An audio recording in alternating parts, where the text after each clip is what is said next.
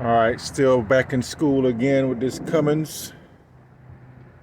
See right there, we get right to the point, or right to the puncher. And this, what is it, an air cooler tube. It's really warm right there. There's gonna be a hole in it, I can tell. I've been losing power the last few days. And I don't wanna toy around with it with my finger and try to show you or probe it too much because it might damage it more. It's a Sunday, there's not much I can do. So it looks like Monday morning we are going to be pulling this thing out and taking it to a fleet pride or the dealership for this truck, and should be able to put one on. Hopefully I won't need help to do it, and we'll be right back.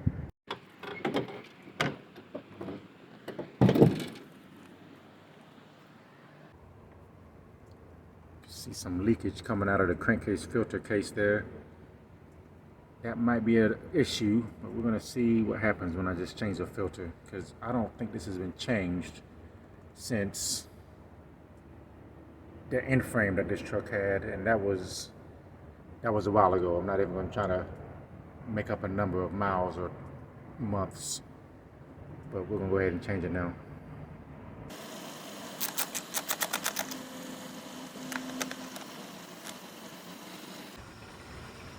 Alright, so you can see at least 1, 2, 3, 4, 5, 6, 7. So at least 7 of these things.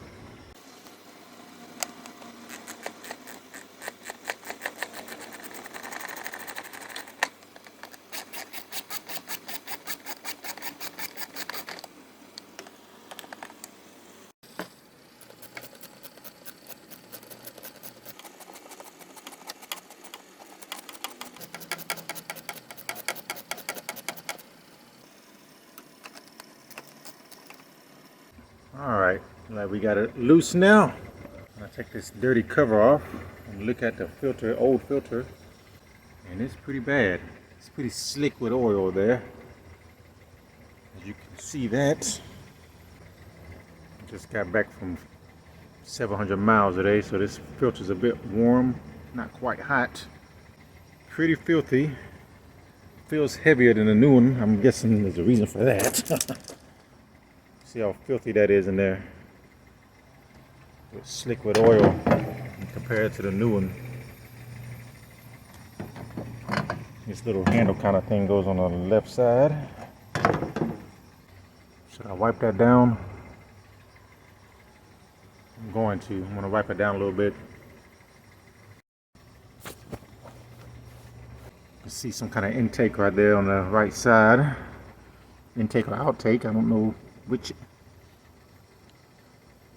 This is something that is new to me. You see right there on this one, the bore or the nut, or where the bolt goes, is gone. So that's why that one was loose up there. It's actually been like this since I got the truck more than 3 years ago.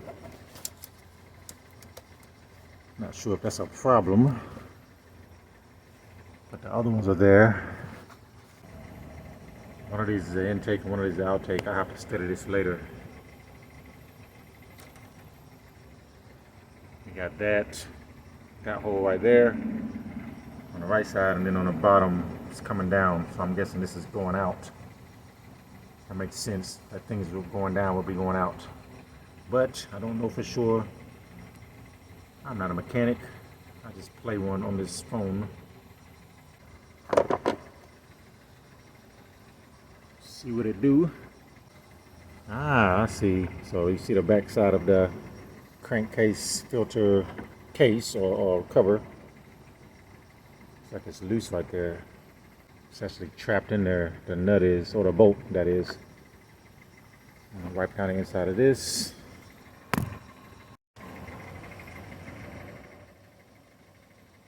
All right, we're gonna wipe this case down with gunk engine degreaser. This is just one little thing you can do yourself. You don't have to pay somebody to do something like this. I understand why people don't like doing this stuff, because it is a pain sometimes and it's a lot of time spent overall, but it's one thing at a time. One thing at a time. All right. I'm not gonna do too much of a bang up job. It's a lot better. So I could use a toothbrush and really get in there. But for right now in the dark, this is okay.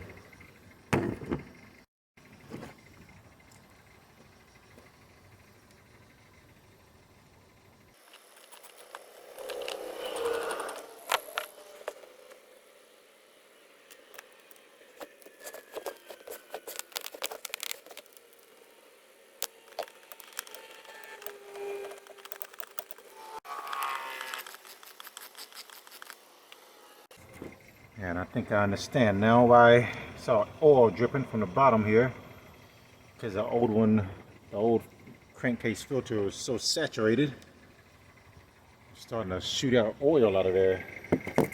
Okay, it's back and intact, I believe. I need to clean the engine because it looks like there's some bad oil leak, but it's really coming from this crankcase filter area. This is one of those things that no one really tells you. You got to figure it out if you can or if you want to. And I want to. So now I see you can't let it just saturate with oil and let it spill out the bottom and spray around.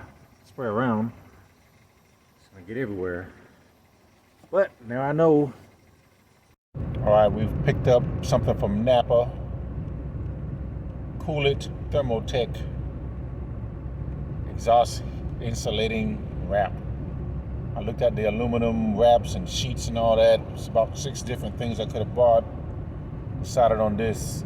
I just want to plug that leak for a day or two till we finish this run. Then we're going to replace that whole hose or tubing, and then probably use another wrap or sheets like this, similar to this, to make a proper repair. And it should be just a simple removing those clamps that you saw. Put the new tubing and clamp it back up, wrap it up, and maybe save hundreds of dollars on a shop repair and some time. All right, a little bit more nighttime mechanic work on this 2011 International ProStar. Showed you this hole or worn spot in this tubing here on the driver's side of this Cummins engine, and no one can seem to tell me what it is. I asked several people with a little bit of knowledge about engines and trucks, and everybody told me it's something different. Somebody told me it's a CAC tube. Somebody told me it's a water bypass tube. Somebody said it was some kind of air tube. Now, I'm gonna go ahead and just take it off. It looks like it's a factory piece of the engine. This engine has had an in-frame within 200,000 miles of us talking right now. But this piece on this engine here is, I guess, from the factory. Like I said, it's got that worn spot that we just looked at. And it's got 2 clamps on this side, one on this side. Now, as I understand it, there's at least 3 kind of clamps. Spring clamp that we saw when I did the radiator repair. Then it's T-bolt clamp, which I think these are. And then there's another kind of clamp, which I can't remember the name of right now. I'll remember it probably in a little while. But I'm gonna go ahead and take these 3 clamps off. I'm gonna take this whole tubing off with this blue space age. Looks like electrical tape, but obviously it's something stronger than that, like a cloth. If you know the names of any of these things, put it in the comments of wherever I'm posting this video. But I'm gonna take this tubing off and take it to the dealership or Fleet Pride or wherever I need to take it so I can replace this. Sounds like I'm gonna be replacing it with some kind of silicone tubing. Anyway, I'm gonna go ahead and take it off.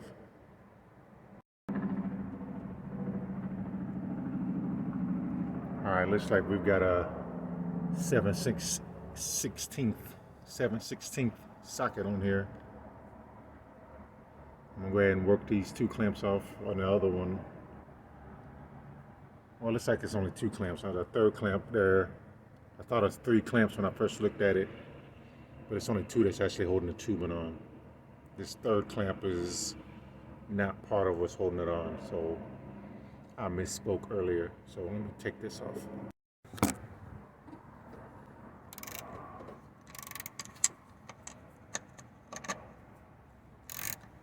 Yeah, probably seems weird that I do some of these things at night, but there's a lot going on right now, and this is the time I have to do it. So there it is. That it is.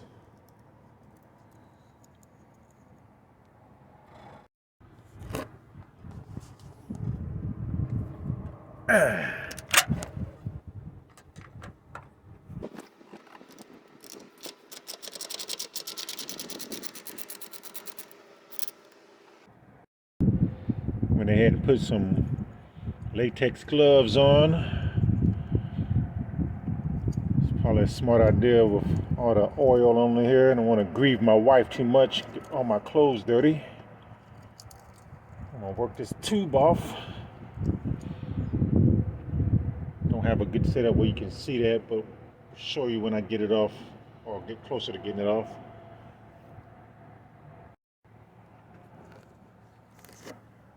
Okay, so we got clamp off. You can see how filthy this thing has got. Obviously this thing is leaking from some kind of blow by or blow back or something spraying in here, but the clamp is off. That's on the front side of the vehicle. Rear side, I'm just going to have to work this off. I look like I need a screwdriver to kind of pry it off the metal. It's probably pretty well stuck. I'm told I can put like some kind of lubricant or maybe even Vaseline on the new thing that I'm gonna put on. But first things first, I gotta get this old tube off. All right, looks like I may have to go get a knife or a screwdriver, but for now, using the hook from this one of a bungee cord to work between the tube and the frame or the metal, aluminum, whatever this is. I'll use that to get it unstuck, and I'm gonna take it off and take a look at what this is.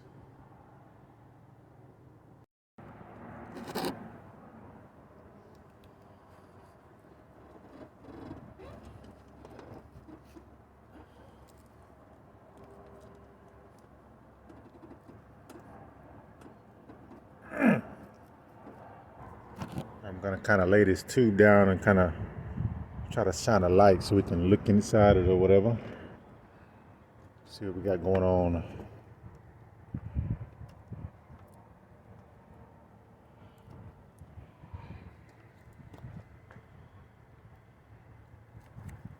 Angle this thing right here. Got that phone light on. Okay. So something is flowing through here. It's not just air. And it ain't water.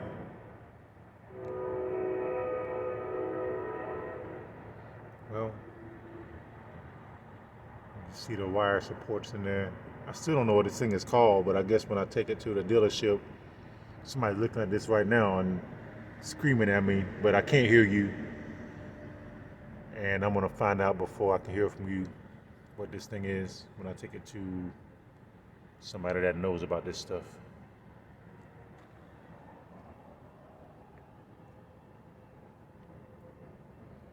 I'm gonna kind of cover up these access ports here.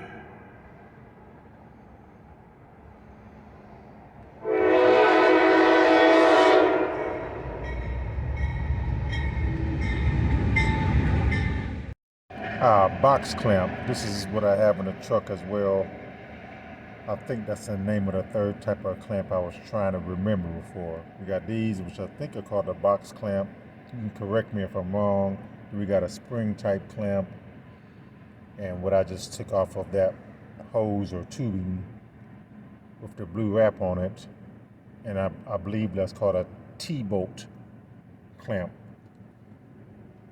Yeah, just educate me if you know better. All right, we'll be back tomorrow with the new piece. All right, okay, had a little extra day off, back to this ProStar, and I found out this hose is called a CAC hose, compressed air charge. I may be the right name for that, but we got a new one from international dealership locally. See how dirty and filthy this thing is. This is a 2011 ProStar, so it's probably been on the entire time. This is 10 years later, so we got a new one from them. This is pretty much a 10-minute job. It's gonna take longer because I'm doing this video and trying to document it a little bit, because I haven't seen anything like this online. But this 10-minute repair that I'm doing myself, that I ran around and got the piece myself, that's probably at least an hour labor. Maybe they'll charge too, depending on the shop you go to. So what's that?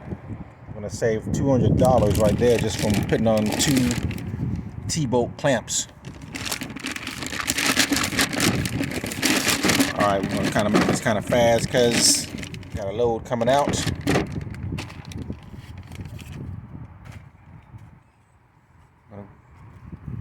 Might be a good idea to put some lube on the inside of this tube. Plastic bag's blowing away. I have to pick that up so I'm not littering. All right, let me get the clamps and get this thing ready. I put some plastic bags on the ports here, so nothing's gonna blow in there while I'm off that one day. All right. Okay, looks like I'm gonna have to, when you get it on there, it's gonna not be straight as you saw it in the plastic there. So I've had to use some muscle and bend it there in the middle. It's got some metal coils in the middle for support, obviously. So you gotta kind of bend it in the middle and then kind of straighten it back out once it gets on both sides. And don't forget to put the T-clamps back on, because you'll get it on, then you forgot to put the T-clamps back on, which I almost did there.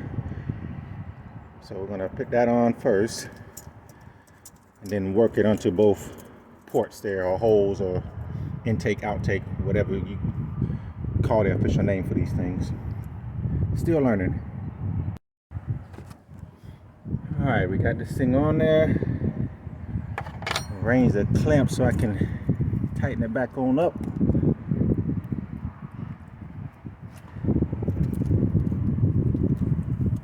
I think this is the positions that it was in before.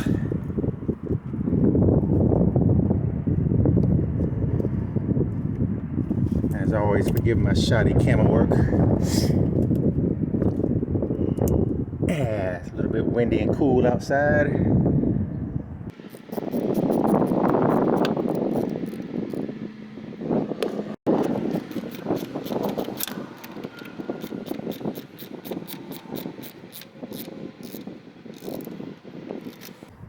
As I said, I had to bend this in the middle, so hopefully I didn't bend it so that the new metal coils are gonna poke through it again sooner than they need to. It's like the old one lasted 10 years, so I don't think this truck is gonna be in my hands that long, but you never know. It does kind of looks like this thing's already been used the way I had to work it on there. But hey, it does a job. Alright.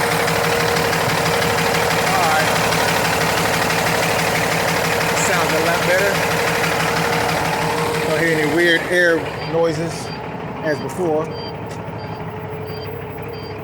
A buddy of mine in trucking was, I guess he's kind of scoffing a little bit at people like me got their own truck, and as he describes it, one flat tire away from being out of business. Well, if I can change that flat tire, I won't be out of business. That's why I do my own repairs when I can. It not only gives me a skill after I get out of the truck, maybe I can fix other people's truck and still make money, but it also is working patience. It's a lot of benefits to that, but I understand why you want to be on a level where you can just pay somebody to fix your truck and those kind of things. If you got it like that, more power to you. I'll run over and give you a pound. But to each his own.